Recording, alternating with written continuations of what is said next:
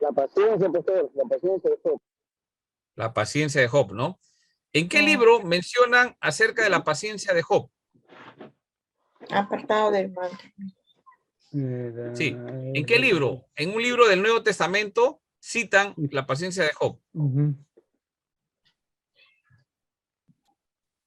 En Hebreos es, creo. En Santiago, ¿ya? Ahora, ¿por qué razón? ¿Por qué razón les voy preguntando, ¿no? Porque quiero enseñarles algo. Cuando uno va a estudiar Job, por ejemplo, ¿no? Entonces uno estudia Job, obviamente en el libro, ¿qué dice el libro acerca de Job? Pero también tiene que ver en sus concordancias, en una concordancia, donde aparece citan a Job. Entonces, para esto usted necesita ir a un diccionario bíblico y como personaje lo busca, ¿no? En el diccionario bíblico va a encontrar a Job y va a encontrar referencias cruzadas, ¿no? Y en una de las, bueno, es bastante conocido, el libro de Santiago del Nuevo Testamento, citan la paciencia de Job, ¿no? Entonces, uno de los aspectos del carácter de Job es la paciencia. Pero la paciencia es una enseñanza muy importante y vital para el cristiano, ¿no? La paciencia que habla la Biblia no es una paciencia que se queda y se tira a esperar, sino es una paciencia que espera en el Señor, pero empieza a ser la voluntad del Señor. No buscar que la voluntad sea de uno, sino la voluntad del Señor, ¿no? Y espera que Dios actúe, ¿no? Él no actúa, Dios actúa, ¿no?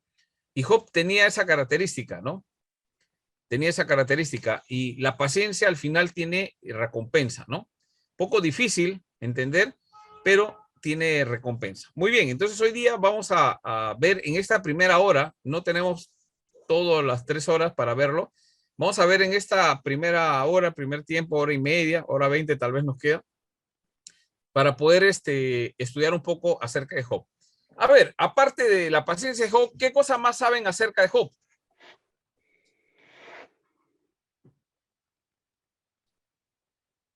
A ver, lo que sepamos de Job, del libro de Job. Datos muy generales, pastor, como que al principio huyó del llamado del Señor de predicar en una ciudad y luego pasó por ciertas tribulaciones. Ese es Jonás. Listo.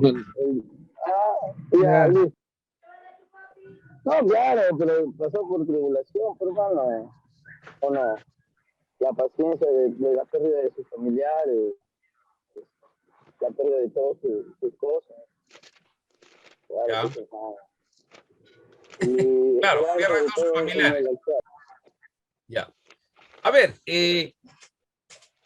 muy bien, vamos a ir observando algunos detalles importantes de Job, ¿ya? Entonces, vamos a ver.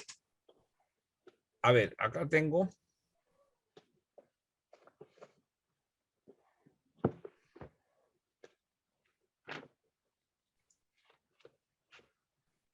Vamos a ver un video.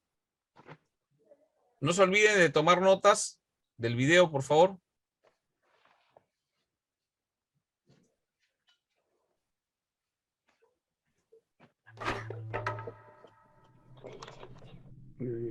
Hay 3 libros en la Biblia. ¿Ahí lo puede escuchar y ver? ¿Por qué me dice Sí, tanto? ¿Por qué sí, se ve. Se escucha. Que se conocen como los libros sapienciales, Proverbios, Eclesiastés y Job. El primero, Proverbios, nos mostró que Dios es sabio y justo. Aprendimos que Dios ha ordenado el mundo para que sea justo, los rectos sean recompensados y los malvados sean castigados. En otras palabras, obtienes lo que mereces. Pero luego encontramos al Eclesiastés, quien nos indica que las personas no siempre obtienen lo que merecen. Él dijo que el mundo no siempre es justo. La vida es impredecible y difícil de entender, tal como el humo. Esto hace que te preguntes, ¿es Dios sabio y justo? Exactamente. Esa pregunta se explora en el último libro de sabiduría, Job. Vayamos allá. Job comienza con una extraña historia que tiene lugar en los cielos, los cuales son descritos como algo parecido a un centro de comando celestial. Dios está allá con unas criaturas angelicales llamadas los hijos de Dios. Todos se están reportando ante Él. Dios señala a un hombre llamado Job, su siervo, mostrando cuán justo y bueno es. Luego, una de esas criaturas angelicales se acerca. En el hebreo se le conoce como Satanás. Satanás, ¿quién es él? Esta palabra es en realidad un título que literalmente significa el adversario. De todo este grupo, él es el que está cuestionando la manera en que Dios está gobernando el mundo. Él propone que Job podría en realidad no amar a Dios y que solamente es una buena persona porque Dios lo recompensa. Si Dios le quitara a Job todas las cosas buenas que le ha dado, entonces vería cómo es su verdadero ser. Así que piensa que Job solo está siguiéndole la corriente al sistema. Exactamente. Tal vez solo está obedeciendo para conseguir lo que quiere. Dios accede a este experimento y le permite a Satanás que haga sufrir a Job. Job pierde todo y a todos los que ama. Es devastador. Recuerda, él no merece nada de esto. Dios mismo lo dijo. Lo asombroso es que en medio de todo este sufrimiento, Job aún alaba a Dios. Por lo menos en los capítulos 1 y 2. Pero luego en el capítulo 3 descubrimos cómo en realidad se está sintiendo en su interior. Él expresa este poema que revela su devastación. Es una larga y elaborada maldición al día que nació. Después de esto, algunos de los amigos de Job vienen a visitarlo y a ofrecerle su ayuda. Todos ellos dicen cosas como: Job, tú debiste haber hecho algo muy malo para merecerte esto. Después de todo, sabemos que Dios es justo y sabemos que este mundo está ordenado según la justicia y rectitud de Dios, así que debes estar recibiendo lo que mereces. En los siguientes 34 capítulos, los amigos y Job vienen y van, utilizando una poesía hebrea bastante densa. Sus amigos siguen especulando sobre el por qué Dios le habría mandado tal sufrimiento. Incluso comienzan a inventar listas de pecados hipotéticos que Job debió haber cometido. Pero después de cada acusación, Job defiende su inocencia. Y Job es inocente. Sí, lo es. Él también está en una montaña rusa de emociones. En algunos momentos él está muy seguro de que Dios sigue siendo sabio y justo. Pero en otros momentos, él pone en duda la bondad de Dios. Incluso llega a acusar a Dios de ser descuidado, injusto y corrupto. Para el final del diálogo, Job demanda que Dios venga en persona y se explique a sí mismo, y Dios lo hace. Él viene en forma de una gran nube de tormenta. Dios no le da a Job una respuesta directa. Él no le cuenta a Job sobre la conversación con Satanás. Él hace algo muy diferente. Él lleva a Job en un recorrido virtual por el universo. Le muestra a Job cuán grandioso es el mundo. Le pregunta a Job si es capaz de gobernarlo o de entender tan solo por un día. Le muestra a Job cuánto detalle tiene el mundo, cosas que podemos ver todos los días que no entendemos, pero Dios sí. Él los conoce íntimamente. Él le pone atención a la belleza y al funcionamiento del universo en maneras que nunca hemos imaginado y en lugares que jamás veremos. Para concluir, Dios le muestra a Job dos majestuosas bestias y presume de lo magníficas que son. Sí, son peligrosas. Digo, te matarían sin siquiera pensarlo. Dios dice que no son malvadas, en realidad son parte de su mundo bueno. Y eso es todo. Esa es toda la defensa de Dios. Es un poco extraño. ¿Qué es lo que está pasando?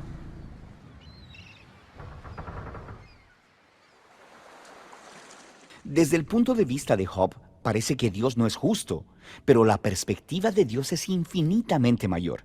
Él está interactuando dinámicamente con toda la complejidad del universo cuando toma sus decisiones. Esto es a lo que Dios llama su sabiduría. La solicitud de Job de que Dios se defienda es en realidad algo absurdo. Él no podría comprender esta clase de complejidad aún siquiera. Entonces, ¿dónde nos deja esto? Esto deja a Job en una condición de humildad. Job nunca supo por qué sufrió y sin embargo es capaz de vivir en paz y en el temor del Señor. Pero no es ahí donde termina el libro, porque después de esto, Dios le restaura a Job el doble de todo lo que había perdido. De nuevo, esto es sorprendente. ¿Es esto una recompensa? ¿Está Dios diciendo, felicidades Job, pasaste esta complicada prueba? No. El libro completo aclaró el punto de que la pérdida de todo lo que Job tenía no era un castigo, y por lo tanto devolvérselo no era una recompensa. Porque le es devuelto. Aparentemente Dios en su sabiduría decidió hacerle un regalo a Job, No sabemos por qué, pero lo que sí sabemos es que Job es ahora la clase de persona que, sin importar lo que venga, bueno o malo, puede confiar en la sabiduría de Dios. Y este es el libro de Job y el final de nuestra serie sobre la sabiduría. Estos libros bíblicos de sabiduría son asombrosos. Cada uno ofrece una perspectiva única sobre la buena vida. Necesitas leerlos todos juntos a medida que aprendes a vivir con sabiduría y en el temor del Señor.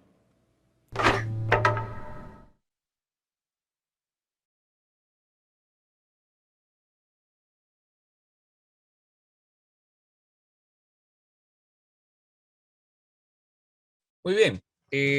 Este primer video que hemos visto, porque hay otro que vamos a ver que tiene que ver ya más con la El estructura. libro de Job es un libro muy profundo y único en la Biblia por muchas razones.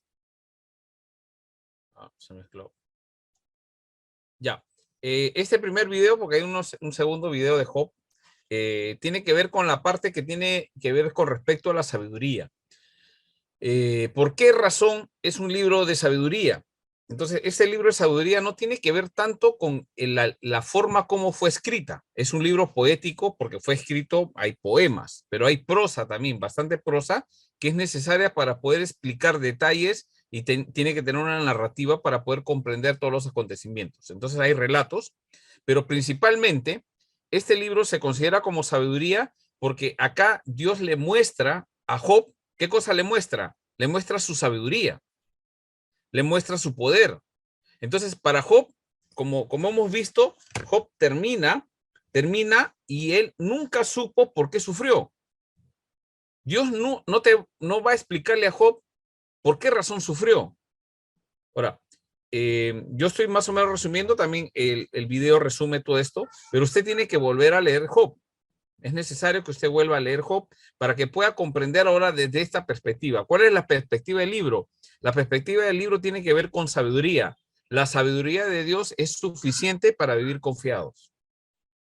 Por eso que es un libro de sabiduría, ¿no? Cada palabra es palabra de Dios, pero está en un relato poético, porque hay mucha poesía también que habla acerca de esto, pero tiene que ver como un libro de sabiduría. ¿Por qué? Porque lo que Dios quiere que conozca Job es que Dios es sabio. Y aun a pesar que Dios no nos va a decir por qué sufrimos, simplemente confiemos en la sabiduría de Dios. Pero Dios se encarga de hacer eso. Es un encuentro personal que Dios tuvo ¿con quién? Con Job. Y muchas de las cosas que nosotros experimentamos nosotros con respecto, digamos, yendo a una aplicación de esto, es que buscamos la razón por qué sufrimos. No lo va a encontrar. Algunos podemos sacar conclusiones, claro, va a cambiar nuestro carácter. Vamos a ver lo que hay en el corazón. Claro, muchas cosas podemos observar y ver, pero Dios no nos va a explicar por qué. No es necesario. Y si Dios nos lo explicara, posiblemente no lo entenderíamos. Entonces ¿no? Y acaba, ¿no? Como hemos visto, nunca supo por qué sufrió. Así que el momento de la pérdida, como hemos visto, o sea, la pérdida de su familia, todo, no ha sido consecuencia, no es un pecado o consecuencia de un pecado. Tenemos que quitarnos eso de la cabeza.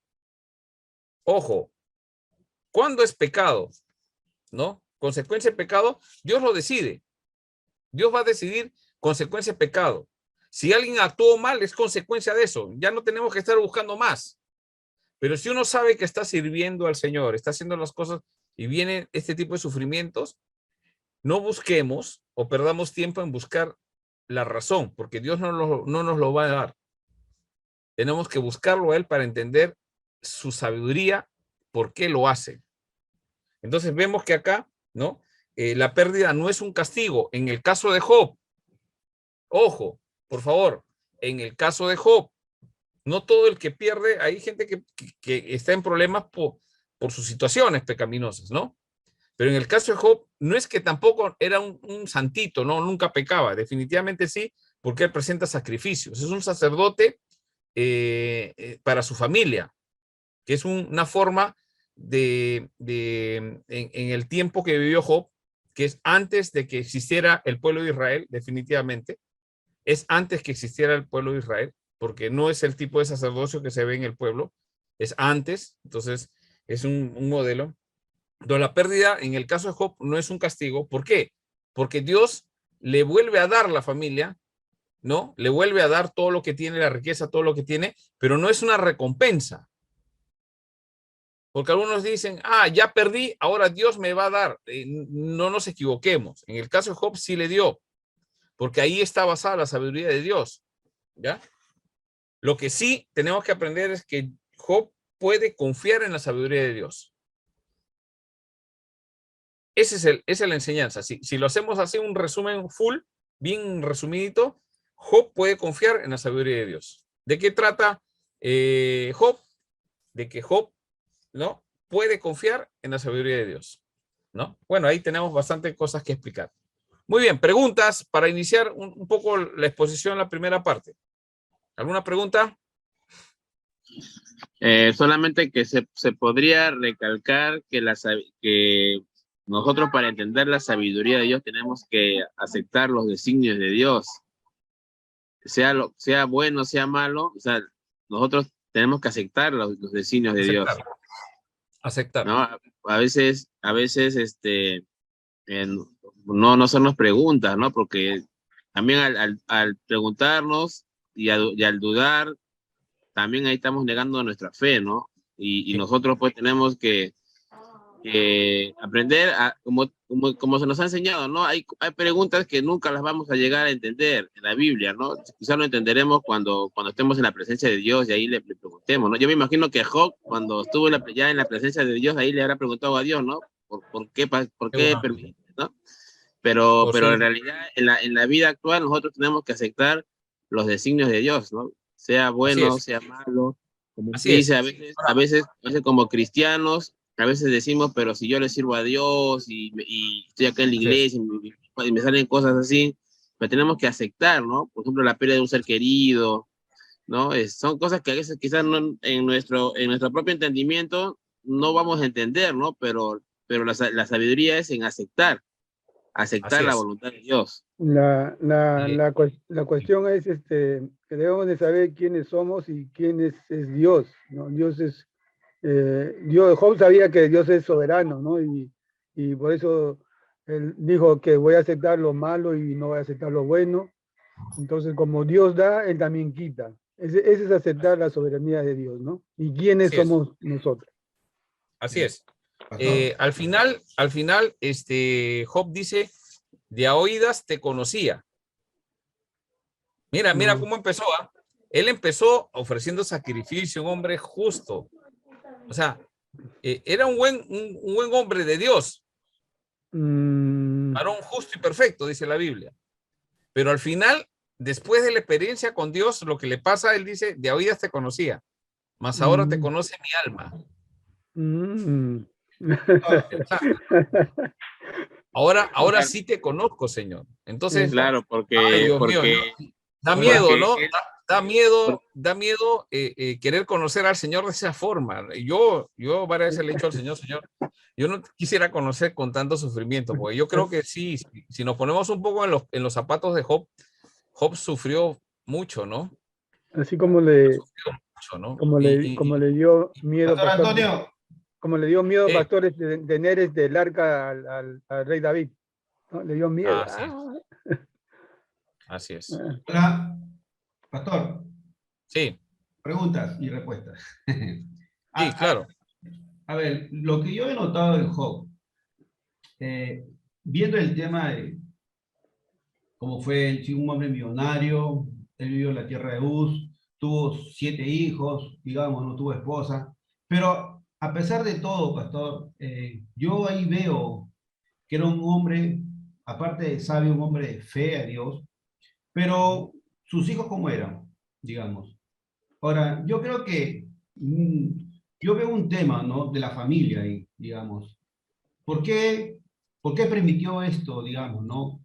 Y el enemigo entró a difundir a ese hogar, digamos. O sea, de nada ha valido sus oraciones de Job, sus ofrendas ante Dios, pero ¿cómo son sus hijos? O sea, yo veo eso. Yo sé que después hubo una victoria, Dios le ofreció más grande, le multiplicó, pero vemos esta perspectiva, este punto de vista.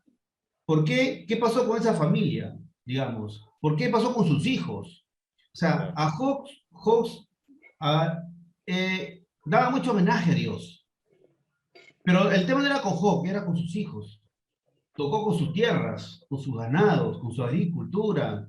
Hasta la esposa estuvo en contra de él, ¿no? O sea, yo veo ese punto de la familia, ¿no? Ya. Entonces, hay que pensarlo bien y ver esa manera, ese tema.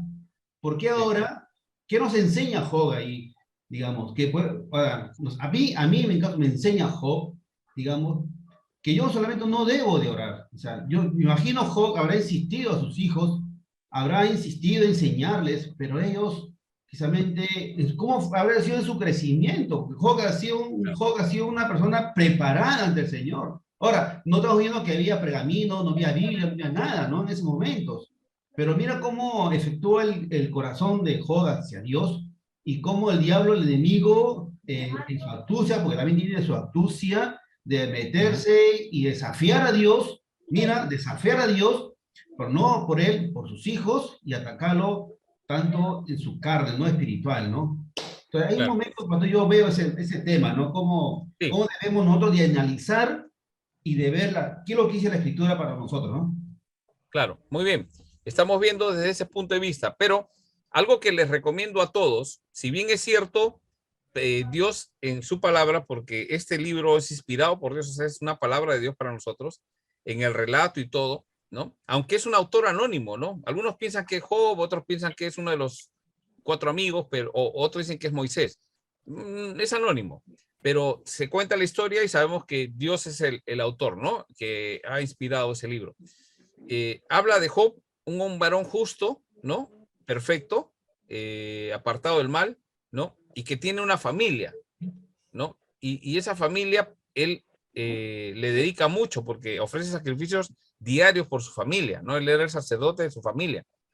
Se ve como el enemigo, ¿no? Hemos visto en el video también un poquito el tema de Satanás, cómo pide, y no es que lo mueve al Señor a soltarlo, sino que como que Dios quiere demostrar a través de Job, ¿no? Que Dios tiene un remanente. Hay personas que realmente lo aman. Eso es lo que podemos ver al final. Entonces, algunas cosas con respecto a los hijos de Job, no tenemos mucha información, sino la que están ahí, ¿no? Podemos especular muchas cosas, pero yo preferiría de repente no concentrarnos en ese aspecto de los hijos, por ejemplo. Aunque hay un principio, ¿no? El hecho de que diariamente él presentaba sacrificio, ¿no? Por sus hijos, ¿no? Y Dios había levantado, ¿no? Debido a ese acercamiento a Dios, Dios había levantado una protección alrededor de su familia. Eso sí es claro, hay una protección alrededor de sus hijos, alrededor de sus propiedades. O sea, todo lo que hacía Job prosperaba. La salud de Job también. Pero acá vemos que Dios le dice, bueno, ya, a ver, pruébalo. Y esa barrera que tenía de protección ahora está vulnerada y está tocando, pero le dice no toque su vida, ¿no? Y ahí empieza el tema de su sufrimiento, ¿no? El tema de su sufrimiento, y hasta el final Job se queja, ¿no? Si bien es cierto, Job se habla que tiene paciencia, pero se queja. ¿Qué es lo que no hace Job? ¿Qué es lo que no hace Job? ¿No? ¿Qué es lo que no hace Job? ¿No? Job no blasfema el nombre de Dios.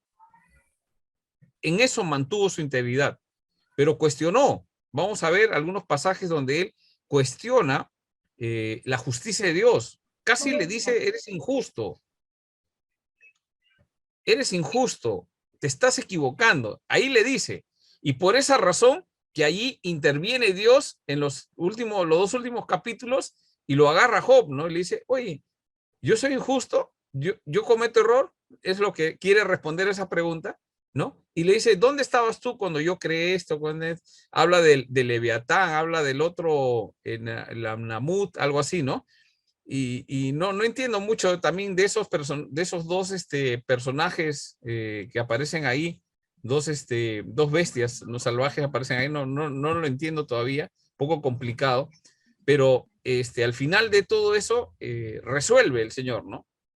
Y le da más hijos y más propiedades. Y aparentemente nosotros vemos que es una recompensa, ¿Pero recompensa de qué? Es la pregunta, ¿no? Que a veces tenemos eso, ¿no? Ah, Dios lo recompensó el doble. O sea, la enseñanza es Dios te quita para entregarte el doble. No es así. No es una enseñanza así. De repente nosotros nos quitan algo y estamos esperando el doble. No, ahí hay una enseñanza interesante, ¿no? Es ese el punto que hemos podido ver. Job puede confiar en la sabiduría de Dios. Dios no va a responder, ¿no? Y no le respondió hasta el final. Lo que pasa es que Job, en lo que él vivió, fue un proceso, porque fue un proceso, en realidad fue un proceso, porque como dice Job, ¿no? Él llegó a cuestionar a Dios, ¿no? Pero todo eso era un proceso, ¿no? Para que él al último, en realidad, el mensaje es que Job entendió, pues, que en realidad, lo que él había escuchado de Dios, en realidad solamente había oído, ¿no? Pero después, con todo lo acontecido, él ahí recién experimenta, ¿no? Y conoce a Dios. Por eso es que él dice, no, mi alma ahora te conoce, ¿no? Claro, sí. Ese es el punto, ¿no? Conocer a Dios.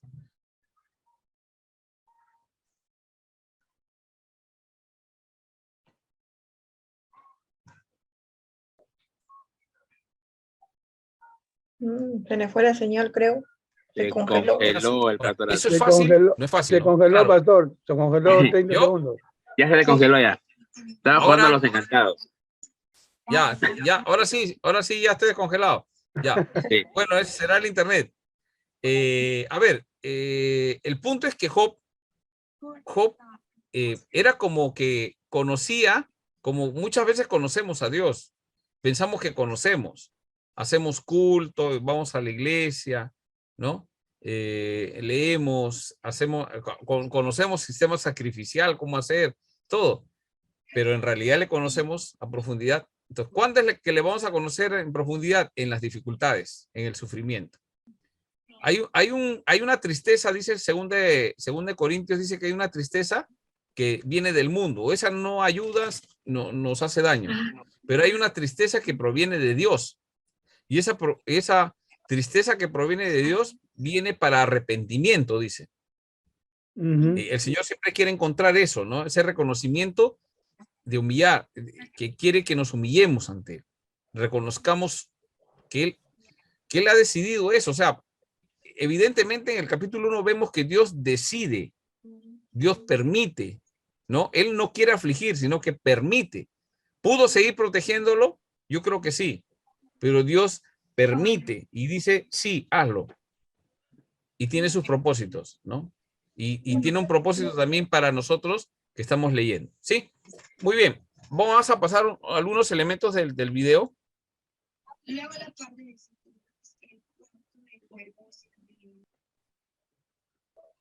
A ver.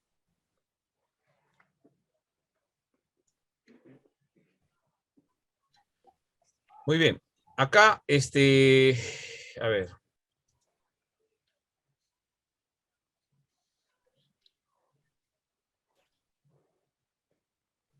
Muy bien. El libro de Job, vamos a revisarlo. ¿Alguien me puede ayudar a leer esta primera diapositiva?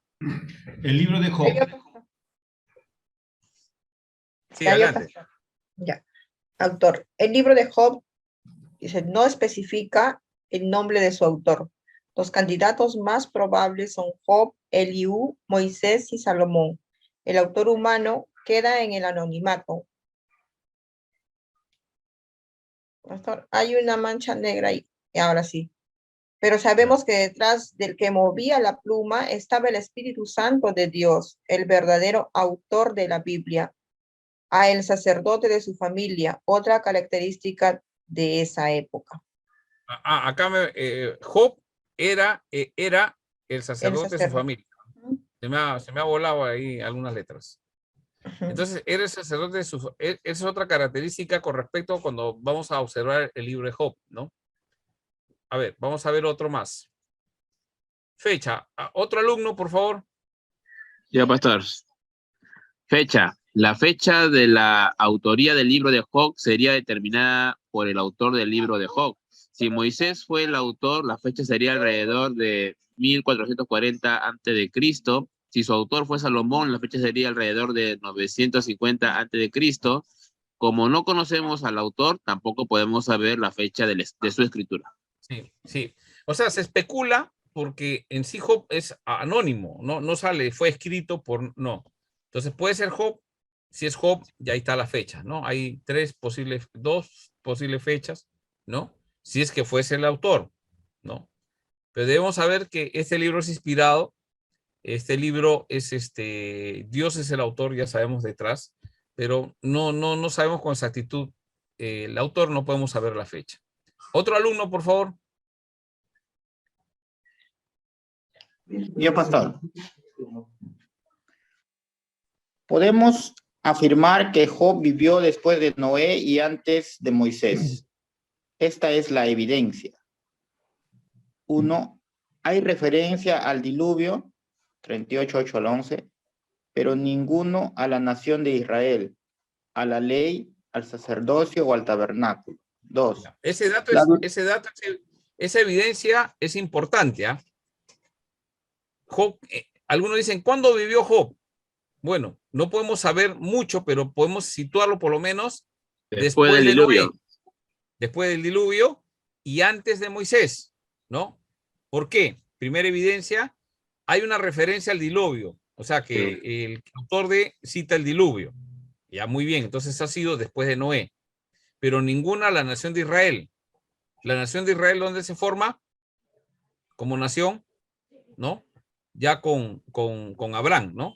Con Abraham, y ya cuando entran a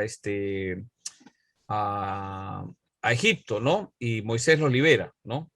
Entonces no hay ninguna, con respecto a la nación de Israel, a la ley de Moisés y al sacerdocio, ¿no? De Aarón, ¿no? Y al tabernáculo, no hay ni una mención de eso. Segundo, adelante, William. La duración de la vida de Job, que está en 42:16, lo coloca en la época de los patriarcas. Los patriarcas, ¿no? Ya, ahí hay una referencia más, ¿no? Y tercero. Tercero, Job era sacerdote de su familia, característica de la época. De la época, entonces está en la época de los patriarcas. Es lo que queremos concluir, ¿no? Muy bien. Vamos a leer el propósito. Otro alumno, por favor. Ya, pastor. Adelante. El libro de Job nos ayuda a entender lo siguiente. Satanás no puede traer sobre nosotros la destrucción financiera y física, a menos que sea bajo el permiso de Dios. Dios tiene el poder sobre lo que Satanás puede y no puede hacer. Esta está más allá de nuestra humana habilidad para entender el porqué detrás de todo el sufrimiento en el mundo. Los impíos recibirán su justo pago. No siempre podemos culpar a nuestro sufrimiento y pecado, a nuestro estilo de vida. El sufrimiento puede ser permitido a veces en nuestras vidas con el fin de purificarlas, probarlas, enseñar o fortalecer el alma. Dios sigue siendo suficiente y pide y merece nuestro amor y alabanza en todas las circunstancias de la vida. Amén. Sí. Muy bien. Entonces, el propósito va ahí, ¿no? Se va dando cuenta. No siempre podemos culpar a nuestro sufrimiento y pecado a nuestro estilo de vida. Ojo, en referencia al pecado, ¿no? O sea, nuestro sufrimiento a causa del pecado. No siempre. Hay casos, sí, cuando es evidente, pues cada uno sabe, ¿no? Estoy viviendo desordenadamente, va a haber una consecuencia de eso, ¿no? Pero y otros sufrimientos, ¿no? Entonces ahí vienen los tres amigos, pues, ¿no? Esos tres primeros amigos que tampoco son israelitas. Es interesante. Job tampoco es israelita y figura en este texto. Entonces, bueno, obviamente sabemos que no figuran como nación israelitas por el tema, el tema de que son del tiempo de los patriarcas. Todavía no está formada Israel. Pero, por ejemplo, el último amigo, Eliú, ese nombre es un nombre hebreo, a diferencia de los otros nombres, ¿no? Muy bien, entonces vamos a seguir avanzando. Hay un propósito de esta escritura. Otro alumno que pueda leer, por favor. ¿Yo puedo? Sí. Alguien que no haya leído. Es el primero de los libros poéticos de la Biblia. Describe las experiencias del corazón humano. Es un poema dramático, pero el que sea poema no lo hace ficticio. Job es un personaje histórico como la atestigua Ezequiel al mencionarlo junto con Noé y Daniel. Santiago lo pone como ejemplo de paciencia y sufrimiento y hace hincapié, en el fin del Señor. Santiago 5:11. Muy bien.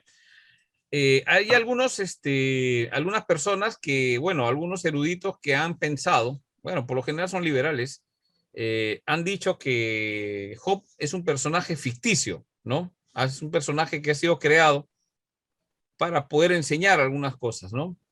Pero hay descripciones que evidencian que no, es un personaje que ha existido y ha vivido, ¿no? Entonces, por eso dice, no, es un poema dramático. Y no el tema dramático hace que el poema no hace que sea ficticio, ¿no? Por eso, siempre acordémonos, es poético, género poético, pero también hay narrativa. Y tiene bastante sabiduría. Y la sabiduría tiene que ver con lo que Dios empieza a decirle acerca de las cosas que Job no sabía. Y la forma como se la dice es única. Eso es lo que tenemos que saber también. La forma como se expresa Job es un género poético, pero muy, muy particular, ¿no? No se puede comparar con otros libros, ¿no? Muy bien. Otra persona, otro hermano que pueda leer.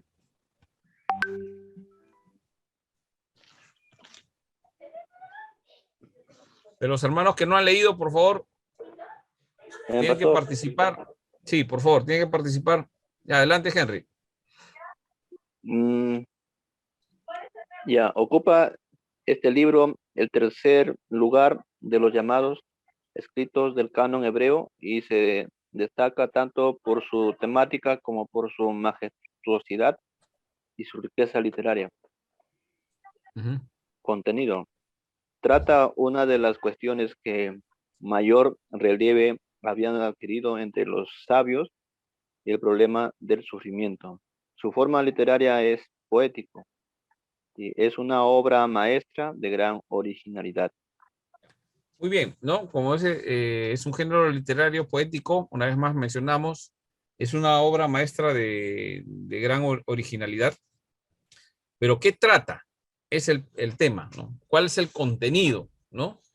Entonces hay una cuestión que tiene que ver con los sabios de ese tiempo, tratar el tema del problema del sufrimiento. Hasta ahora, muchos tratamos de ver cómo es el problema del sufrimiento, ¿no? ¿Por qué pasa esto? ¿Por qué? Entonces algunos dicen, en el tiempo de Jesús, ¿ustedes se acuerdan cuando los discípulos están caminando con Jesús y ven a un muchacho que estaba ciego de nacimiento? ¿Se acuerdan? Entonces Sí. los discípulos agarran ese le dicen, Señor, ¿quién ha pecado? Él o sus padres. Él o sus padres. O sus padres. ¿No? Entonces, una vez más, relacionando, ¿qué cosa? El sufrimiento, ¿a qué? Al pecado, ¿no? Es más fácil ver desde ese punto de vista. Y si empezamos a verlos desde ese punto de vista, a veces podemos llegar a decir que Dios es injusto, ¿no? ¿Por qué? Porque hay otros que pecan más. En la actualidad es igual, pastor, porque hay muchos hermanos a veces cuando un hermano pasa circunstancias difíciles, empiezan a decir, es un está en pecado. ¿Qué ha hecho? ¿Qué habrá hecho? Y rápidamente nos ponemos en posición de juez. ¿El juez qué hace? Pecado, tiene que pagar por el pecado. Ahora, la Biblia dice que eso es así, sí, pues, dice así, pero la Biblia nos enseña también el propósito del sufrimiento. Y el pasaje del Nuevo Testamento donde Jesús ve a alguien que ha sufrido mucho tiempo porque era un ciego, pues, y había padecido tantas cosas. ¿Quién ha sido? ¿Quién ha pecado? ¿Él o sus padres? Y Jesús le dice, ninguna de las dos cosas. No es esa la razón. Se han equivocado, ¿no? Tienen que aprender, ¿no? ¿Quién ha pecado? ¿No? Y le dice, no, es para que en esa debilidad, en ese sufrimiento de ese hombre, se vea para la gloria de Dios, dice, ¿no? Se vea el poder de Dios actuando en él. Ahora, la verdad es que no en todas las personas va a actuar eso, ¿no? ¿Cuántas personas ciegas hay? Y no van a ser sanadas, o si serán sanadas de acuerdo a la voluntad de Dios, yo no lo sé, ¿no? ¿Cuántas veces hemos pasado sufrimientos? ¿Pero por qué? Y tú dices, no, y alguien viene y te dice, no es por tu pecado. Ya, está bien. Si fuese por el pecado, cuando vemos cuántas personas injustas, todo les va bien, ¿no? La prosperidad de los impíos, ¿no? Entonces, no podemos sacar una conclusión así, sino que lo que podemos decir es como Job puede confiar en la sabiduría de Dios. ¿Por qué sufrimos? En eso hay sabiduría. Es un estado de purificación, ¿no? Podemos ver las pruebas, las dificultades, las tribulaciones, son cosas para que nos ayuden a madurar. Pero ¿por qué tanto sufrimiento? Bueno, tendríamos que preguntarle a Pablo. Pablo pasó sufrimientos de perseguidor de la iglesia a ser uno de los perseguidos dentro de la iglesia y sufrió más que todos. Y hay una palabra que el Señor dijo. Ustedes no sé si se acuerdan cuando Pablo se convirtió, ¿no? Camino a Damasco. Él quedó ciego y estuvo un tiempo orando y a la vez estaba orando Ananías. En el libro de Hechos está. Ananías está orando y Dios le da una revelación y le dice, va a venir un hombre que se llama Saulo de Tarso. Ora por él para que recupere la vista. Y eso le dicen en la oración. Y Ananías que le dice, Señor, te estás equivocando. Mira, o sea, no le dice así, pero es casi le dice eso. Señor, te estás equivocando. Mandando a la boca del lobo. Sí, él no sabes, o sea, ¿cómo le va a decir? No sabes, él persigue a la iglesia y Dios, el Señor le dice, ¿no? Sí, yo le he llamado, anda y pon tu mano, porque dura cosa es dar cosas contra el aguijón. Yo le voy a enseñar. A ver, vamos a chequear ese pasaje. Pues interesante ese pasaje, solamente para ver el acontecimiento. Capítulo 12, si no me equivoco, está. Hechos.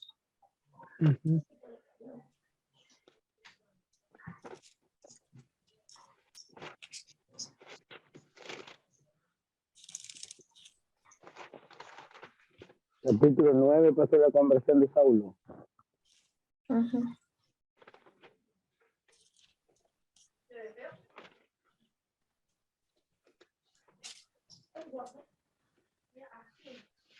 Ya, versículo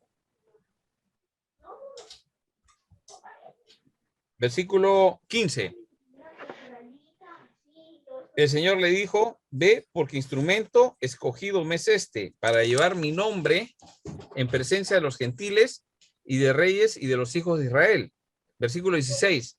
Mira lo que le dice el Señor, esta es palabra de Jesús, le dice a Ananías, porque yo le mostraré cuánto le es necesario padecer por mi nombre.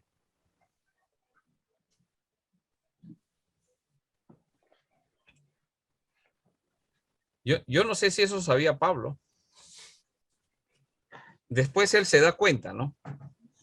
Por eso que él empieza a entender, para mí el vivir, el morir es ganancia, pero el vivir es en Cristo. Y si es por causa de ayudar al pueblo de Dios, a la iglesia, seguiré vivo, dice, ¿no? Padecer. ¿Usted aceptaría un trabajo si le dice usted va a padecer? No sé, yo no sé, yo creo que es bien difícil, se va entendiendo, ese es el tema. Entonces, al final, Job, el caso de David, ¿se acuerdan de David? Es un muchacho que se mantuvo fiel. Su grave error fue tomar a esa mujer, ¿no? Seguramente otros pecados, pero ese error fue grave. Murió su hijo. Pero no solamente eso, ocasiona que más adelante uno de sus hijos, ya conocen la historia, ¿no? Uno de sus hijos viola a su hermana, o sea, entre hermanos hay un incesto. El otro se entera, un homicidio de su hermano. Y empieza ese Absalón, ¿no? Ese Absalón que mata a Amnón por violar a Tamar, Absalón se rebela en contra del papá y toma el gobierno, mueve a la gente para agarrar el gobierno y el papá tiene que salir escondido, el ungido de Dios. Absalón no era el ungido, pero tiene que atravesar todas esas cosas. Aparte de todo lo que ha pasado de joven cuando Saúl lo correteaba. Entonces,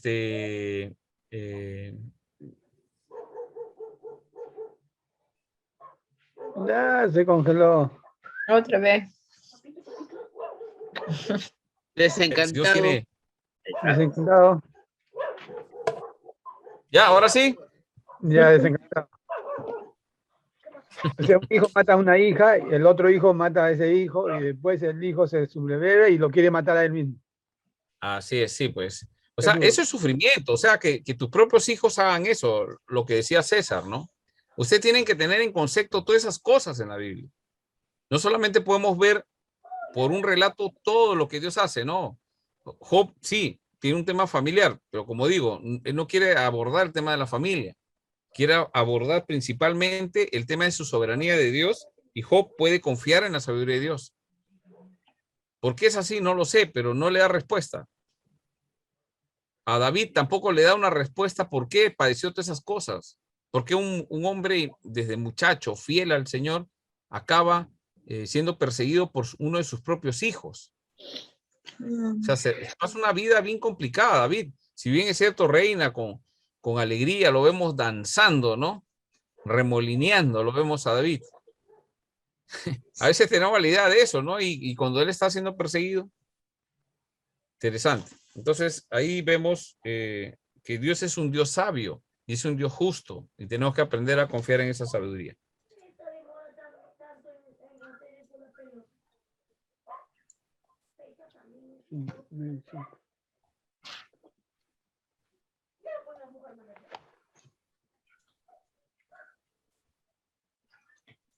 A ver, otro hermano, por favor, que lea, que no ha leído. Ya, los versículos clave. ¿Quién puede leer, por favor? Ahí están en la... Que no haya leído, por favor, todos tienen que participar. Yo leo, pastor. Por favor. Hay algo negro ahí. Bebito, sí, pastor, no se ve. Yo lo leo, pastor. Y ahora sí. Job 1:1. Hubo en tierra de Uz un varón llamado Job, y era este hombre perfecto y recto, temeroso de Dios y apartado del mal. Job 1:21. Y dijo: desnudo salí del vientre de mi madre, y desnudo volveré allá. Jehová dio y Jehová quitó. Sea el nombre de Jehová bendito. Job 38:1-2. Entonces respondió Jehová a Job un torbellino y dijo: ¿quién es ese que oscurece el consejo con palabras sin sabiduría? Job 42:5-6. De oídas te había oído, mas ahora mis ojos te ven. Por tanto me aborrezco y me arrepiento en polvo y ceniza. La revelación de Dios, como hemos visto, estos 4 versículos son claves, ¿no? Primero, ¿quién es Job? Un varón perfecto, recto, temeroso, apartado del mal. Es un hombre que reconoce en plena tribulación que salió del vientre de su madre desnudo y va a volver así. Y sea el nombre de Jehová bendito, pero así empieza. Ahí podemos definir pues que realmente lo que le aconteció a Job no era por causa de pecado, porque ahí la Biblia está especificando que él era un hombre perfecto, recto, temeroso de Dios, apartado del mal. O sea que claro, había otros planes, ¿no? De Dios, ¿no? Para que a Job le había pasado eso, ¿no? Y como claro, dicen, ¿no? El propósito fue arriba, ¿no? Porque ahí estaba el adversario, ¿no? Ahí está. Así es. Pero mira, en el capítulo 1 noten todos que empieza diciendo palabras interesantes, ¿no? Desnudo salí del vientre, volveré y sea el nombre de Jehová bendito. Dios da, Dios quita. Pero así empieza. O sea, en plena tribulación. Así empieza. Pero esto va a durar más tiempo. Y ahí empieza en las conversaciones, vamos a darnos cuenta que él hasta maldice el día que nació. ¿Por qué mi madre no me abortó? No soporto. O sea, en medio del sufrimiento es más fuerte. Cuando empiezas, el punto es cómo termina, ¿no? El 38.1.2 dice, acá hay un toque de lo que debemos saber que es clave, ¿no? En la respuesta que le da el Señor a Job en el torbellino, ¿no? ¿Quién es ese que oscurece el consejo con palabras sin sabiduría, ¿no? O sea, los 4 consejeros, lo que le está diciendo, vienen con palabras, pero no tiene sabiduría. Por eso que este libro compara esa sabiduría de estos 4 consejeros y de la sabiduría que tiene Job, ¿no? Pero le dice, ustedes están hablando, no tienen sabiduría. Yo les voy a enseñar de sabiduría. Ahí, por ejemplo, en la lectura que nos ha dejado, ¿no? Sobre la sabiduría de Job, ahí habla, ¿no? De la sabiduría humana, ¿no? Que es una sabiduría errada, ¿no? Claro. Y que la sabiduría de Dios, pues, tiene que ver con la búsqueda de la justicia, de la verdad. Así es. Y hablamos de verdad, nos referimos pues, a la verdad de Dios. Sí, y casi, o sea, lo que le está diciendo Job a Dios antes del 38, los capítulos desde el 2 hasta el 37, ¿qué cosa es lo que termina diciendo? Dios se ha equivocado. Dios se ha equivocado. Y Dios es injusto. Eso es lo que trata de decirle. Y ahí le habla la sabiduría, ¿no? Esas palabras, junta con la del resto, no hay sabiduría, dice. Pero en mi palabra sí hay sabiduría. Tienes que confiar. Y cuando le responde, es que ahí empieza a venir algo para Job, ¿no? Y el 42 dice, ya con esos cierres de oídas, te había oído, mas ahora mis ojos te ven. Por tanto, ¿qué pasa en Job? Me aborrezco y me arrepiento de haber pensado que te equivocas e eres injusto. A ese punto quiere llevarlo Dios a través de todo esto, ¿no? Entonces, estos 4 versículos son importantes, claves para poder comprender, ¿sí? A ver, ¿alguien más que me pueda ayudar a leer? Que no haya leído, por favor, los que no han leído. Aquí, maestro. Ya, Max, por favor, lee. Pero sácale esa franja que está ahí sobre una franja. Listo, ahora sí. El libro de Job es un libro muy profundo, ambientado en una tierra muy lejana de Israel. Su personaje principal no es israelita. Este libro es un protagónico e intencional. El autor anónimo no pone la historia en un momento histórico específico. El autor busca no distraernos con un contexto histórico, sino en que nos enfoquemos en la vida y en las preguntas que nacen del sufrimiento de Job. Job explora la difícil situación de la relación de Dios con el sufrimiento humano. Nos invita a confiar en la sabiduría y en el carácter de Dios. Muy bien, ¿no? Entonces, esos son los aspectos principales, ¿no? O sea, en la relación con Dios, ¿cómo puedes explicar el sufrimiento del hombre? Todas las personas dicen, muchos dicen, pero el no creyente, ¿qué dice? ¿No? Si Dios existiera, ¿no? ¿Por qué hay niños pobres? ¿Por qué no hay? No entienden por qué no hay, por qué hay. José Luis Perales tiene una canción, ¿no? Dime, se llama la canción, ¿no? Dime, ¿por qué la bomba? Etcétera, diferentes cosas. Pero ahí, ¿qué cosa? Estás mirando un aspecto que Dios no toma en cuenta, que nos puede explicar. Nosotros podemos responder. Las consecuencias de las guerras, la Biblia dice, ¿no? Es el interés, esos pleitos, esas contiendas, ¿no? Ardemos en envidia, queremos tener, y aparece ahí. Esa es la maldad del hombre, ¿no? ¿Por qué hay niños abandonados? Porque hay un hombre que ha abandonado, ha dejado de lado la palabra de Dios, no tiene temor de Dios y abandona a su mujer y a sus hijos. Esa es una cobardía, ¿no? Nosotros lo podemos ver, pero el mundo no lo ve, pues. El niño que está sufriendo dice, pero ¿por qué me tocó ese padre? Dirá, ¿no? Y así, ¿no? Situaciones difíciles. Entonces, y nosotros decimos, sí, pues, tiene razón. Si observamos el holocausto nazi, ¿no? ¿Cuántos judíos murieron ahí? Y uno dice, ¿cómo puedo responder a eso? Es que Dios es sabio, Él sabe lo que hace. Sin embargo, todavía mantuvo una generación, porque muchos niños fueron rescatados y fueron sacados de esos campos de concentración. Hay registros y ha habido niños que han sido rescatados, algunos adultos que han podido escapar, otros los refugiados, pero muchos niños han sido salvados, generación que ha prevalecido después de eso y que pueden decirse que era la nueva generación después del Holocausto. Los judíos no han sido exterminados. Hitler y los nazis querían exterminarlos, ¿no? Por eso que los metían a las cámaras de gas y ustedes ya conocen la historia. ¿Por qué pasa eso? ¿No? ¿Por qué pasa eso? ¿No?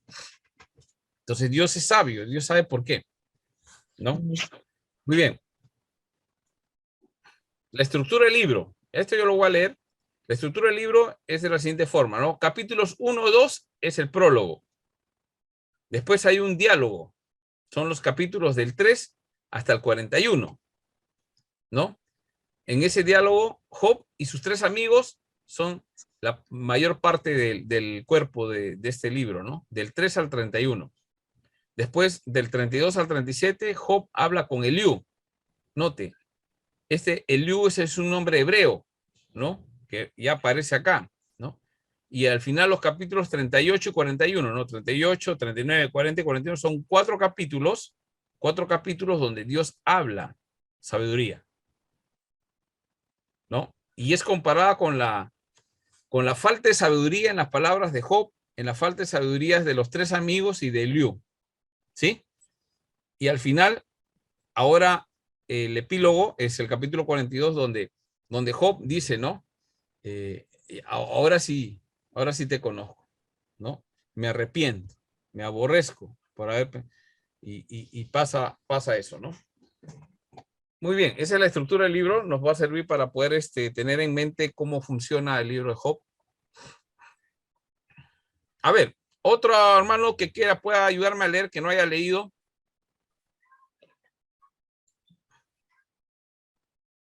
Hermano Daniel, hermano Iván, hermana Leila, hermano Leo. Yo todavía estoy en la combi, ya en 15 minutos, Diego, recién he salido del trabajo. Ya. Los otros hermanos, Leila, Iván.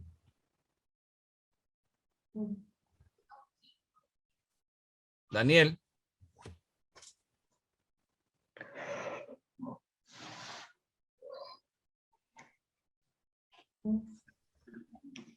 Ya, pastor, yo lo hago. Ya, a ver, Carlos, por favor. Cuadradito. La mancha negra. No sé. Negra, pastor. Ya. Lo he puesto abajo. Después lo subo. Okay. Dice, el libro, breve resumen. El libro inicia con una escena en el cielo, donde Satanás llega a acusar a Job ante Dios. Él insiste en que Job solo le sirve a Dios porque Dios lo protege y busca el permiso de Dios para probar la fe y la lealtad de Job. Dios le concede su permiso solo dentro de ciertos límites. ¿Por qué sufren los justos? Esta es la pregunta que surge después de que Job pierda a su familia, su fortuna y su salud.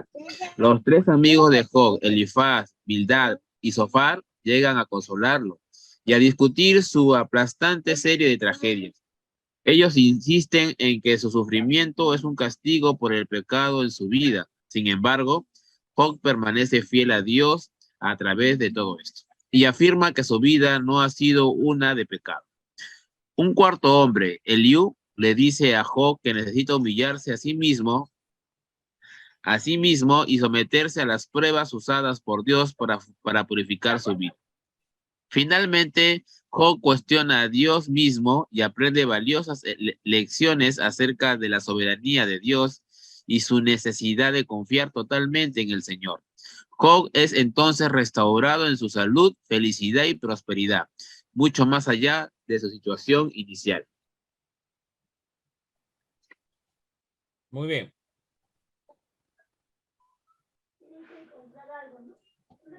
Listo. Entonces ese es un breve resumen, ya para tener una idea. No podemos plantarnos mucho en este libro, pero les recomiendo que lo lean. A ver, otro hermano. El trasfondo del libro y un poema simple. Ya, el trasfondo del libro muestra un escenario patriarcal correspondiente a una época anterior a Israel. Un poema simple. Las relaciones entre el hombre y Dios aparecen sencillas, directas, desprovistas de todo aparato ritual. No faltan los sacrificios, elemento básico aún en las formas más primitivas del culto a la divinidad. Sí, ahí vemos que Job, ¿no? En el capítulo 1 ofrecía sacrificio por sus hijos, ¿no? Sí, pero eso es un elemento básico en las formas más primitivas de culto a la divinidad, ¿no? Él tenía una relación con Dios, había sacrificios y había sacrificio. ¿Quién le enseñó? Bueno, no está en la ley. Eso es lo que, porque el sistema sacrificial con claridad a Israel como nación se da en el monte Sinaí. Pero antes habían estos sacrificios. Acuérdense, Abraham, cuando él salva a Lot, recupera a Lot y vence a los ejércitos con 318, ¿no?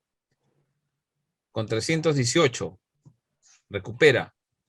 Él regresa triunfante y se acerca a Melquisedec, rey de Salem, y le entrega sus diezmos, ¿no? Entonces ya habían formas antes de la ley, eso es antes de la ley, y entrega, ¿no? Y sabemos Abraham, Isaac.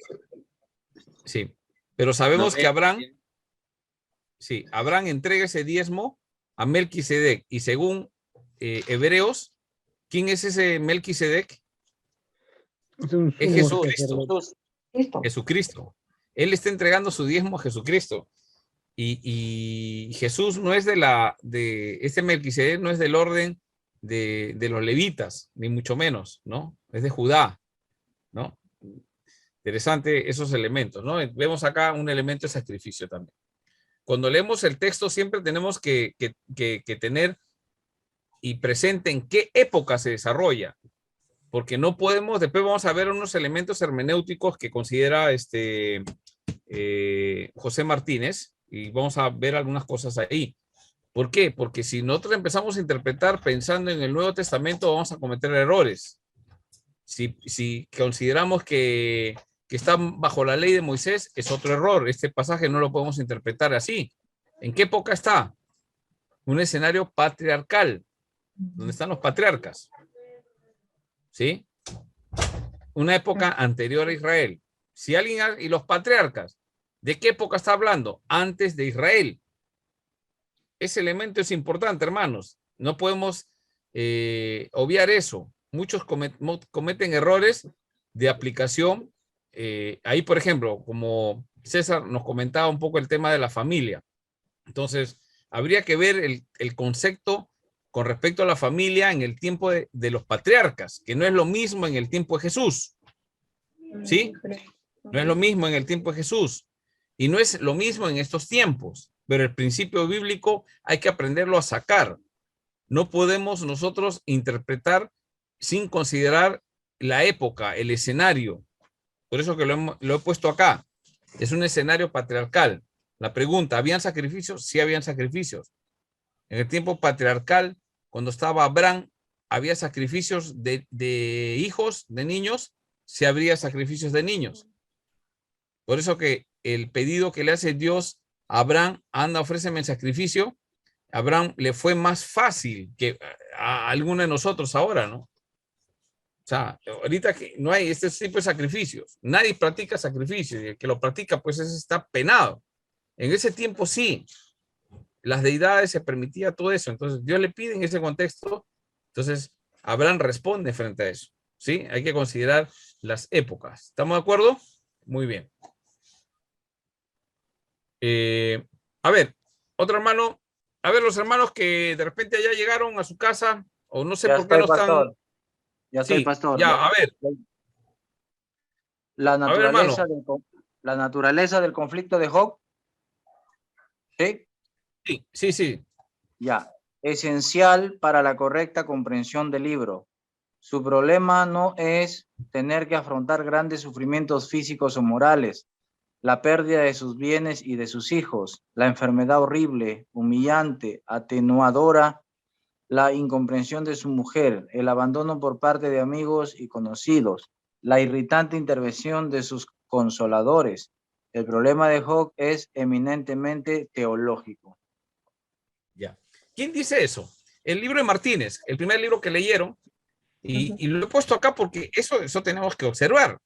¿Cuál es el problema de el conflicto de Job? ¿No? Entonces todos nos centramos en el sufrimiento. Sí, bueno, es obvio, pues, ¿no? Duele, ¿no?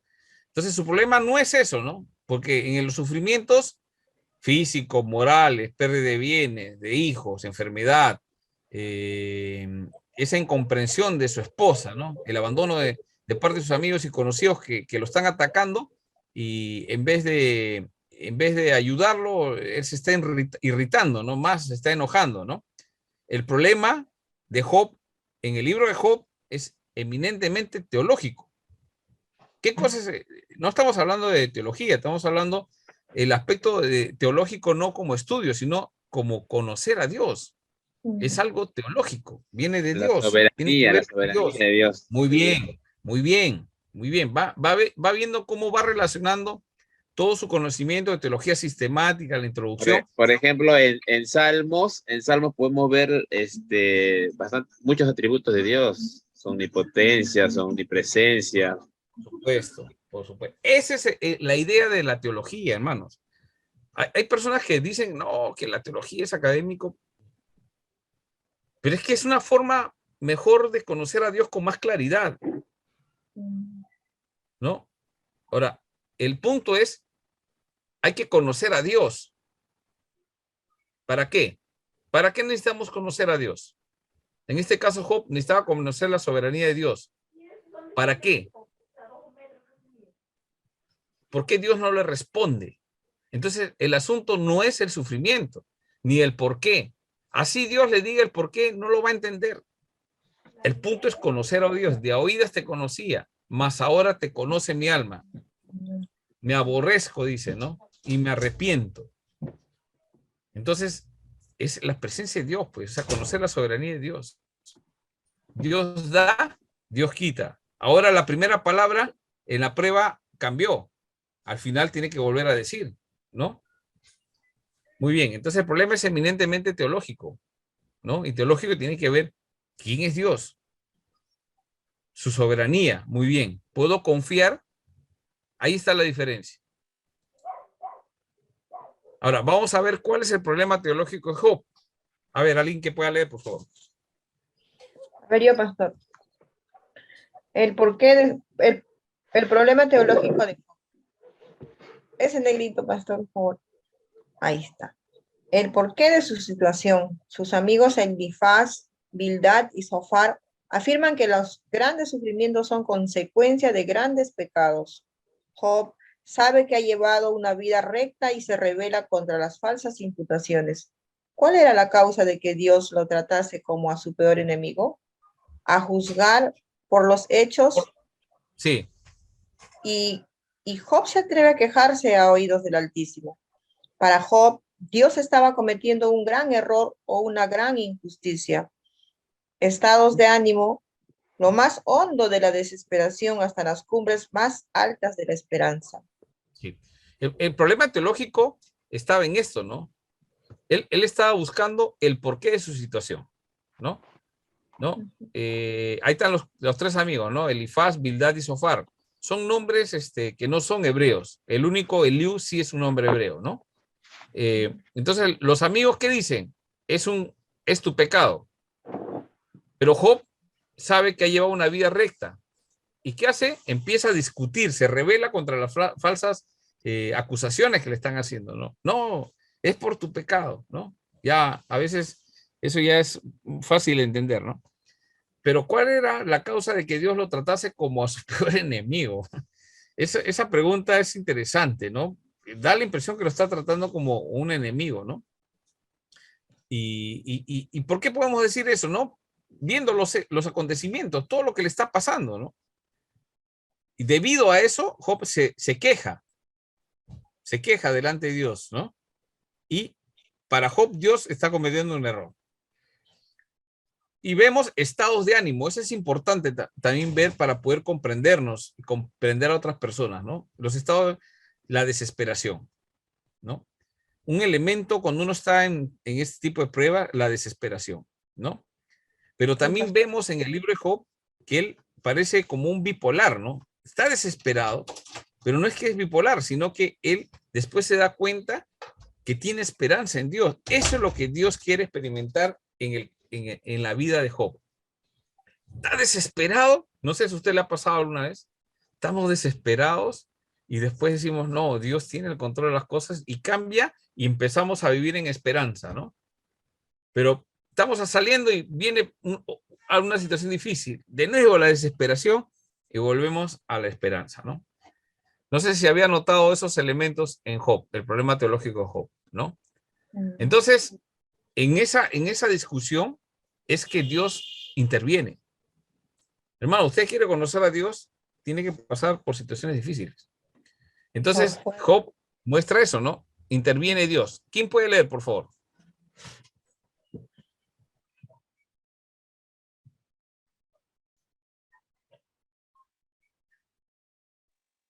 ¿Puedo, pastor?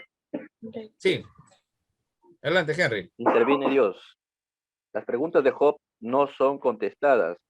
La presencia y la palabra de Dios habían resuelto su problema. La revelación divina es suficiente para aquietar a Job. El autor de Job se propuso mostrar lo inadecuado de las especulaciones humanas para explicar el misterio del sufrimiento, así como lo absurdo de pretender juzgar a Dios. El drama existencial de Job. Claro. Es interesante porque acá vemos un drama existencial, o sea, ¿para qué he nacido? ¿Para qué estoy en esta tierra? ¿Para sufrir? Entre líneas podemos sacar un resumen así. O sea, Job dice, ¿para eso he nacido? ¿Para sufrir? ¿No? Entonces, evidentemente que las preguntas de Job no son contestadas, ninguna. Lo que hace Dios es aparecerse. Su presencia y su palabra resuelven el problema de Job. Entonces, ¿qué significa esto teológicamente? Que la revelación de Dios es suficiente. La Biblia es suficiente. La palabra de Dios es suficiente, su presencia. Eso fue lo que tranquilizó a Job. Estaba desesperado. Pero, ¿cómo, pastor, ocurrió eso? Es que él estaba a punto de quererse morir, echándole la culpa a Dios. Él quería morir. ¿Se acuerdan de Elías? Un hombre de Dios que está trabajando duramente, ¿no? ¿Se acuerdan o no? ¿Ya? Mata 430 profetas de Baal. Manda fuego del cielo. Se prende todo. Lo mata a los 430. Y después Jezabel ordena la persecución para que lo maten. Y él le empieza a oír y él cree que es el único. Cree que está solo. Desesperado. Señor, quiero morirme, le dice. La desesperación. La desesperación, ¿no? Él cree que es el último. Dios le dice, no es el último. Y Dios empieza a tratarlo a Elías, ¿no? Ya conocemos eso. Es lo que sucede con Job. No sé si usted va relacionando las historias. Son episodios, con cada uno trabaja de diferente forma. Pero la revelación de Dios, ¿no? Es suficiente para quitar a Job. Dios cuando se acercó a Elías, ¿se acuerdan? Se acercó a Elías, ¿no? No estaba en el terremoto, estaba en un soplo apacible, ¿no? Le mandó ángeles para que le den de comer, cuervos le trajeron carne, ¿no? Imagínense para comer. Y después viene la palabra de Dios. Eso es lo que lo tranquiliza, ¿no? Oye, tú no eres el único. Hay no sé, no me recuerdo con exactitud la cantidad de profetas que habían por ahí, pero un número alto, bastantes profetas. Pero a ti te falta, levántate, porque tú tienes que hacer dos cosas todavía. A Elías. Primero tienes que ungir a Eliseo y de ahí a un rey, o a un rey y a Eliseo. Y después, ya veremos. Y se lo lleva a Elías como en un torbellino, ¿no? Él no vio la muerte, pero estuvo desesperado. Pero cuando escuchó la voz de Dios, que es el caso de Job, escucha la voz de Dios y se tranquiliza. Se resolvió el problema. Puede ver a Dios. Ya no importa nada, lo pudo ver. ¿Se da cuenta? Entonces, ese es el drama existencial de Dios. Y en eso descubre a Dios. Observaciones hermenéuticas. Vamos a ir viendo esta parte y al final hacemos algunas preguntas, ¿sí? Observaciones hermenéuticas, ¿no? Hemos estudiado un poquito el libro de Martínez, Hermenéutica Bíblica, ¿no? Entonces, el exégesis seguramente en algún momento van a llevar, pero vayan manejando el término. Exégesis es mirar el texto y extraer. Exégesis. Sacar del texto lo que dice el texto. Eso se llama exégesis. Lo contrario es eisegesis. Es meter palabras al texto que no están en el texto. Ideas. No. Hay que hacer exégesis. Sacar lo que el texto dice. Si un texto no dice del amor de Dios, no podemos decir que Dios es amor, porque ese texto dice que no es amor. O sea, sacamos. Ahora vamos a ver, ¿ya? Entonces, la exégesis de Job debe efectuarse teniendo presentes algunas observaciones especiales. Lo que vamos viendo, cómo vamos a extraer las ideas del texto de Job. Primero, esto es según Martínez, estoy de acuerdo con eso, por eso lo pongo acá. Dice que, a ver, alguien que no ha leído, a ver, los hermanos que no habían leído. Leila, hermana Leila, hermano Daniel.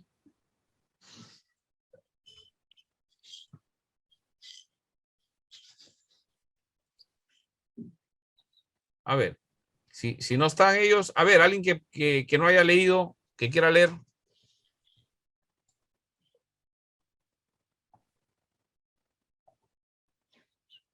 Yo, pastor. Ya, por favor. Dice, analícese adecuadamente el lenguaje figurado en el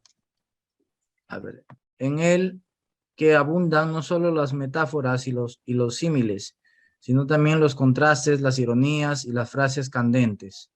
Es digna de ser tomada en consideración a la originalidad de algunas de sus figuras.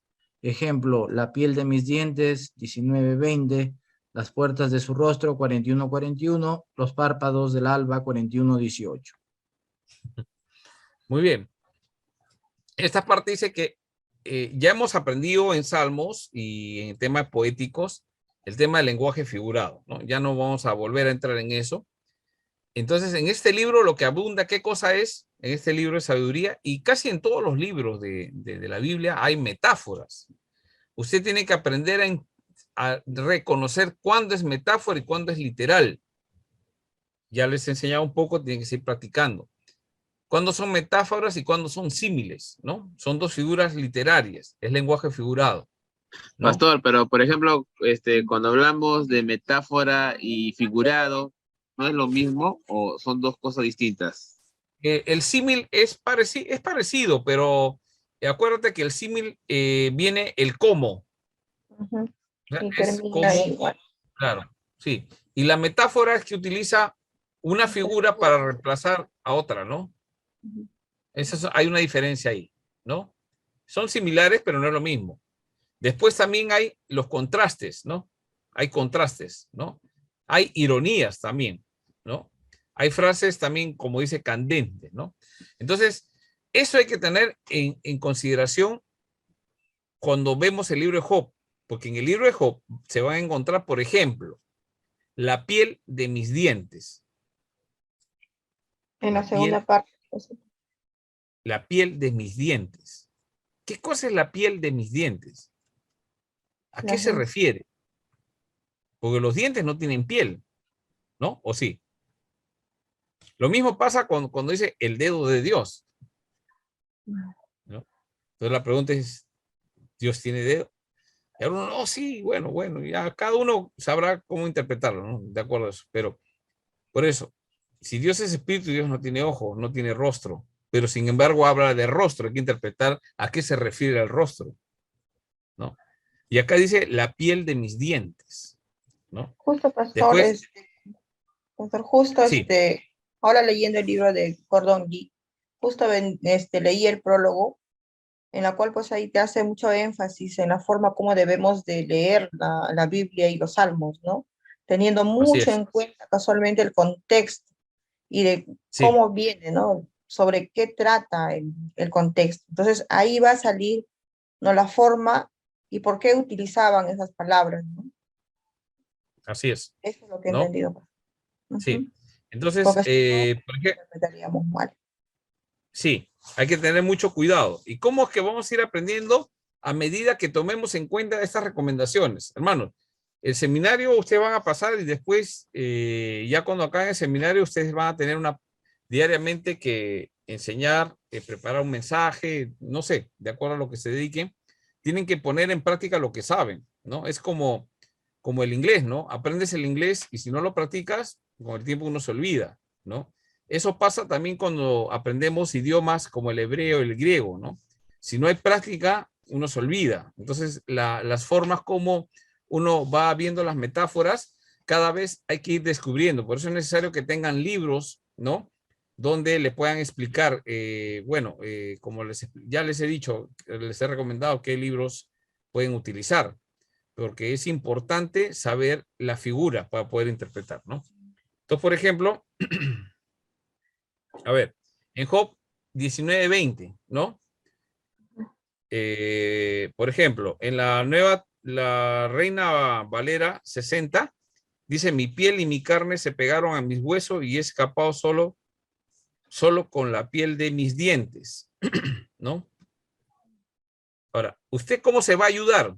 Ya les enseñé con una traducción contemporánea. Yo recomiendo siempre la Nueva Traducción Viviente, pero consulten en el resto también, ¿no? Pero la nueva traducción viviente dice, quedé reducido a piel y huesos y he escapado de la muerte por un pelo. Casi diferente, ¿no? Entonces, ¿qué es la piel de mis dientes?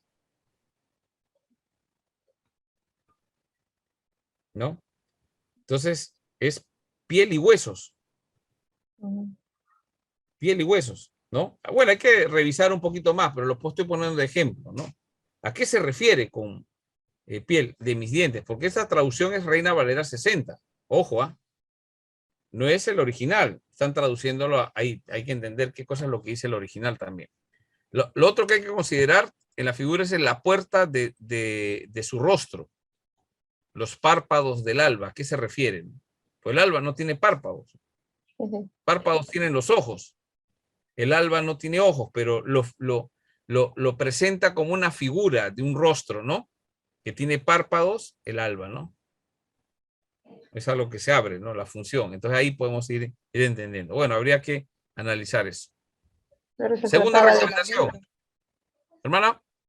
Se trataba de la lamentación que tenía Job en esos momentos. Lo que habla en Salmos, ¿no? Cómo el pueblo de Israel descifraba la forma como debían de leer los Salmos y los libros sapiensales, ¿no? Y en qué tiempo y en qué momento. Así es. Muy bien. A ver, vamos a pasar a la número 2. ¿Alguien más que pueda leer, por favor? A ver, para ir avanzando y terminar, ya ahí terminado para el descanso.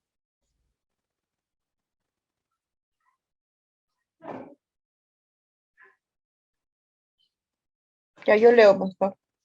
Sí, por favor. Estúdiense las declaraciones de cada uno de los personajes que intervienen en el diálogo a la luz de su propia teología y determínese hasta qué punto expresan una verdad totalmente válida, son una verdad a medias o constituyen un error. Tanto Job como sus amigos hicieron afirmaciones maravillosas, pero de los labios de todos ellos salieron cosas que no tienen sentido. El intérprete ha de dar a cada frase el valor que le corresponde. Amén.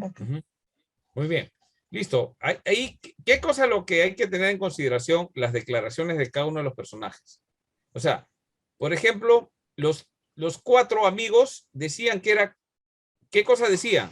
Que era culpa, o sea, lo que le estaba pasando el sufrimiento era por el pecado. La pregunta es, un lector despistado, por decir así, lee que, ¿no? A ver, vamos a buscar algo que dijo, por ejemplo, el primero. Elifaz. Vamos a Job. Vamos todos a Job, ¿ya? Vamos a Job.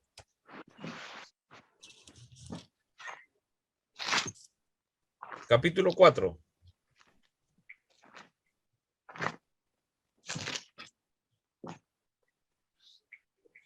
Amén.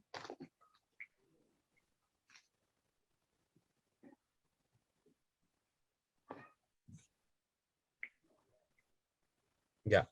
Mira, versículo 5. Mas ahora que el mal ha venido sobre ti, te desalientas, y cuando ha llegado hasta ti, te turbas. Verso 6. ¿No es tu temor a Dios tu confianza? ¿No es tu esperanza la integridad de tus caminos?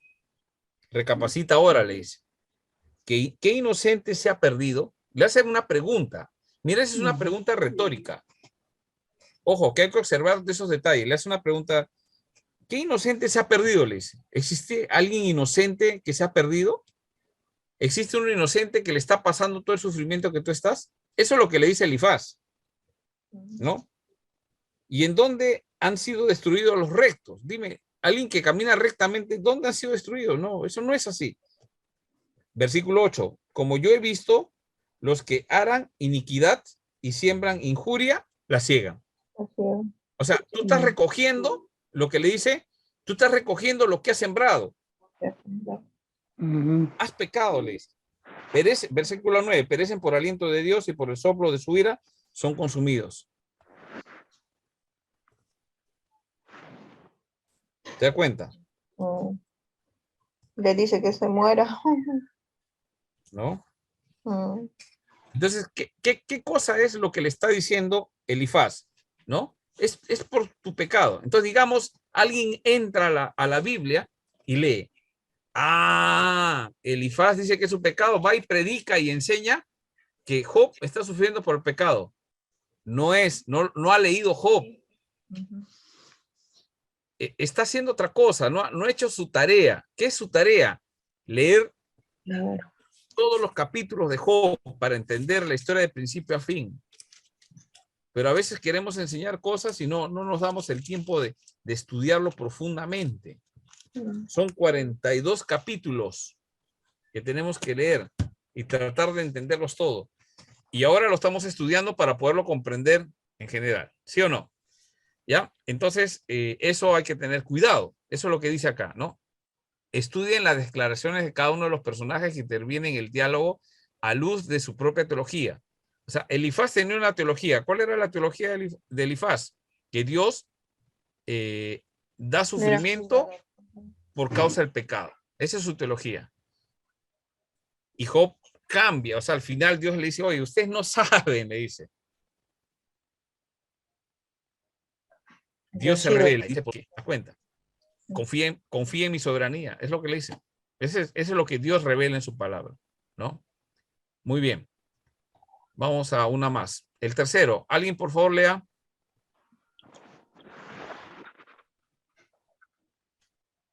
Hermanos, leemos rápido para poder terminar. Para entrar a la hora del lonchecito. Creo que ya todos han ido. Nos falta una diapositiva más. ¿De acuerdo? Yo leo la tercera.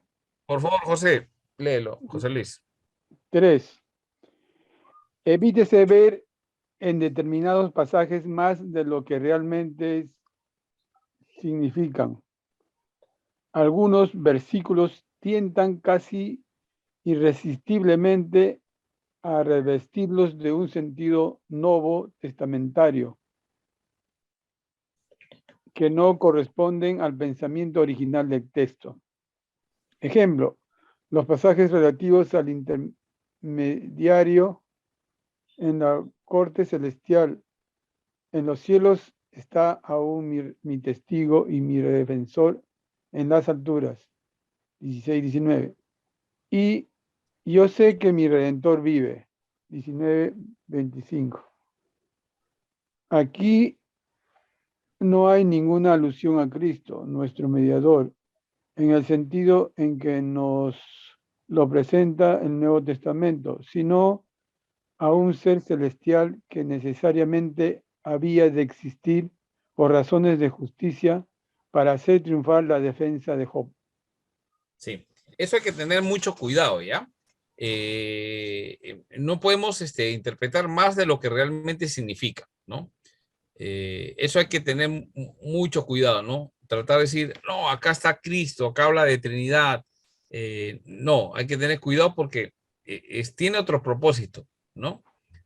Hay unas razones de ver si Dios es justo o es injusto, nada más, ¿no? Si Dios se equivocó o no se equivocó. Entonces Dios va a dar su sabiduría y se compara la sabiduría de los 4 amigos y de Job. La sabiduría de Dios, ¿no? Actuando, ¿no? Y es lo que consuela a Job. Muy bien, último, por favor, el cuarto. ¿Quién puede leer, por favor?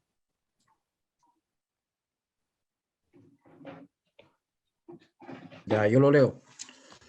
Por favor. Conviene asimismo atenerse a los límites de las respuestas que el libro da a las preguntas que surgen de su contenido. Por la profundidad de su temática, no es prudente extenderse en discusiones filosóficas ajenas a la revelación. Job descubrió que no necesitaba tener información de su sufrimiento, sino conocer a Dios mismo. Ajá, interesante, ¿no? ¿Qué quería buscar información? ¿No? ¿Qué dice? O sea, una discusión filosófica es, ¿tú qué opinas acerca? ¿Tú qué entiendes de esto? Es una discusión filosófica, ¿no? De qué piensas, ¿no?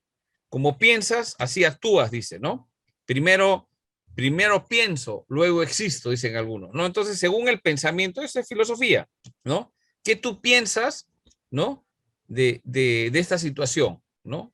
Entonces, que Job no necesitaba información de su sufrimiento, sino que, ¿qué necesitaba? Conocer a Dios mismo. Sí, Es lo que termina diciendo. Es lo que termina diciendo al final, ¿no? De ahí Dios te conocía, mas ahora te conoce mi alma. Me arrepiento, ¿no? Y me aborrezco, dice él, ¿no?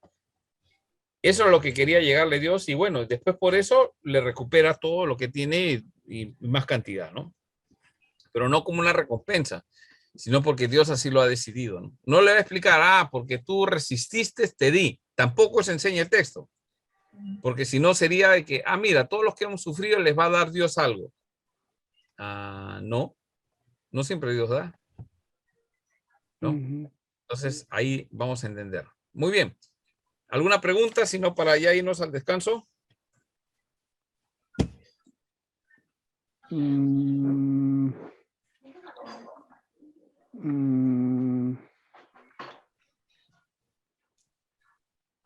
Bueno, si no hay una pregunta, podemos hacerlo.